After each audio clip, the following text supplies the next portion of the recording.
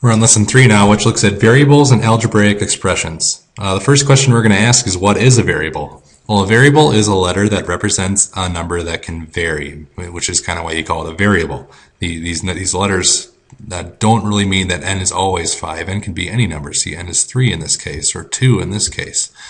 So this is a lesson to introduce you to this concept. So in this case, we have n equals 5. We need to learn to input that 5 into the problem here, where n is. So here we have n plus 7. If we know that n equals 5, we could rewrite this problem as 5 plus 7, which would then equal 12. We have 3 times n minus 2. Well, let's put that 5 in where the n is. 3 times 5 now, minus 2. 3 times 5 would be 15, so we'd have 15 minus 2, and that's going to give us an answer of 13. Here n equals 3 now, so now we need to practice where we have 3 instead of n. So we would do 3 plus 7, which would give us 10. Input the 3 over here then. 3 times n minus 2, 3 times n. 3 times 3 would be 9. 9 minus 2, which is going to give us 7 for an answer here. Now let's do n equals 2. So we have 4n, and then n is to the second power. So 4 times n, or it should be 2, and then that's going to be to the second power. 2 to the second power is going to be 4, so 4 times 4, which would give us 16. Here we have 8 divided by n, so let's plug in that 2 for n, so 8 over 2. And then we're going to divide 8 divided by 2, so that'll be 4. Let's try it here now. We have multiples now. P equals 2, T equals 1. So the first thing you got to do with these problems is rewrite the problem, inserting 2 for P wherever it shows up, and then 1 for T wherever that shows up. So now we have 9 plus 3 times 2 minus 5 times 1 plus 3. Let's solve this then. 3 plus 2 is 6.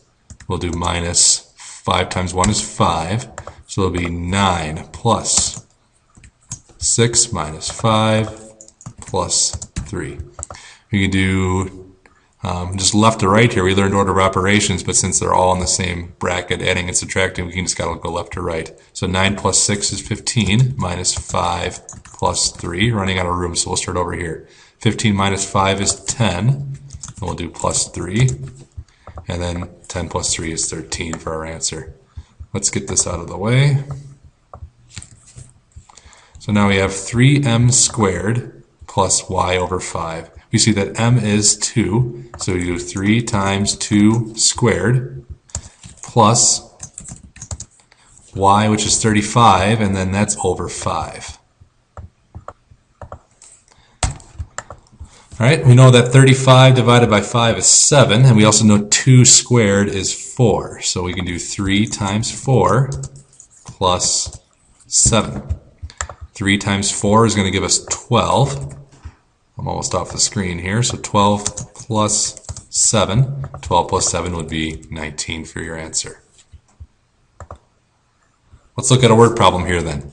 The expression 1.8 times C plus 32 can be used to convert a temperature in degrees Celsius, which is C, to degrees Fahrenheit. What is the temperature in degrees Fahrenheit if the temperature is 30 degrees Celsius? So we have to plug this C, which stands for Celsius, whatever that is, which would be a 30, into the problem here. So we have to do 1.8 times 30. And do you understand how I did that? So 30 stands for C, 30 stands for Celsius, and we have 1.8 C right here. So we had to add the 32 then to that. So 1.8 times 30. And here's where you can get your calculator for that. That'd be 54.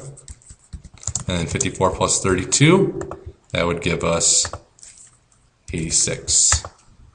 So then usually you're going to put the label on there. So it'd be 86 degrees Fahrenheit.